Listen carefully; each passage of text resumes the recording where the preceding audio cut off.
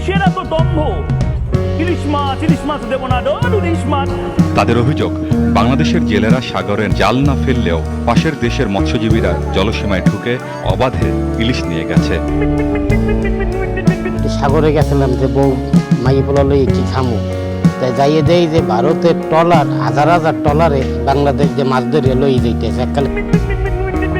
ভারতের পাচারকালে ব্রাহ্মণবাড়িয়ার কসবা সীমান্তে অভিযান চালিয়ে 1050 কেজি ইলিশ মাছ জব্দ করেছে সেনাবাহিনী। বাংলাদেশে ডুবে মাছ ধরে নিয়ে যাচ্ছে ভারতের জেলেরা। বাংলাদেশের মানুষ ইলিশ খেতে পারছে না, আর ভারতের জেলেরা বাংলাদেশে এসে মাছ ধরে নিয়ে যাচ্ছে, কারণ তাদের সামনে দুর্গাপুজো, যার কারণে ভারতে প্রচুর ইলিশের চাহিদা রয়েছে। দাম আকাশ ছুঁয়েছে, সেখানে প্রতি কেজি ইলিশ বিক্রি হচ্ছে 2000 রুপি।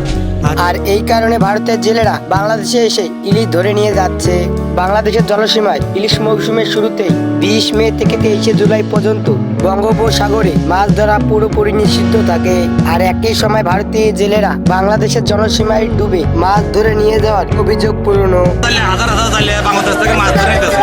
প্রতি বছর ভারতীয় জেলেরা বাংলাদেশের সীমানায় ডুবে ইলিশ মাছ সহ বিভিন্ন মাছ ধরে নিয়ে যায়। তবে এবছর আপাতত ভারতে ইলিশ আমদানি বন্ধ রয়েছে। তবে এবার বাংলাদেশের অন্তর্বর্তী সরকার একবার বলছে ভারতে ইলিশ পাঠাবে, আর একবার বলছে ইলিশ পাঠাবে না। মহলের সিদ্ধান্তে ভারতে ইলিশ রপ্তানির সিদ্ধান্ত হয়েছে। আবার কিছুদিন পরেই বলছে ভারতে অল্প পরিমাণ ইলিশ পাঠাবে। ঘোষণার মধ্যেই অবশেষে ভারতে ইলিশ পাঠাতে যাচ্ছে বাংলাদেশ। এই ইলিশ সংকটের কারণে ভারতে দেখা গিয়েছে ইলিশের হাহাকার। তাই ইলিশ নিয়ে মরিয়া হয়েছে ভারতীয় জেলেরা। এবং ভোলার 2টি ও চাঁদপুর, বরিশাল ও শরীয়তপুরের একটি করে মোট 5টি অভয়ারণ্যে মাছ ধরা নিষেধাজ্ঞা থাকে। বৃহস্পতিবার সকাল থেকে ভোলায় মেঘনা তেঁতুলিয়া নদীর বিভিন্ন পয়েন্টে টহল জোরদার করে আইন শৃঙ্খলা বাহিনী। এই সময় নদীতে জাল ফেলে মাছ ধরার চেষ্টা করলে 6 জেলেকে আটক করা হয়। আর পটিয়াখালী অভয়ারণ্যে নভেম্বর থেকে জানুয়ারিতে ইলিশ আহরণ নিষিদ্ধ থাকে। এ সময় পটিয়াখালীর কোনো জেলেরা ইলিশ ধরতে পারবে না। এর পাশাপাশি নভেম্বর থেকে জুন মাস পর্যন্ত পুরো 8 মাস ঝাটকা ধরা নিষিদ্ধ থাকে। যখন বাংলাদেশের নিষেধাজ্ঞার সময় বাংলাদেশের জেলেরা মাছ ধরতে পারে না, তখনই ভারত থেকে ভারতের জেলেরা এসে মাছ ধরে নিয়ে যায়। গেছিলাম যে বউ মাইয়ে পোলা লই কি খামু, তাই যাইয়ে দেই যে ভারতের ট্রলার হাজার হাজার ট্রলারে বাংলাদেশ যে মাছ ধরে লই যাইতেছে এককালে চিটাগাং পর্যন্ত যায় না। ভারতীয় জেলেরা কি পরিমাণ মাথা চারা দিয়ে উঠছে। এছাড়া ভারতীয় জেলেরা যে পরিমাণ ইলিশ ধরে নিয়ে যায় বাংলাদেশ থেকে, যা শুনলে আপনাদের মাথা ঠিক থাকবে না।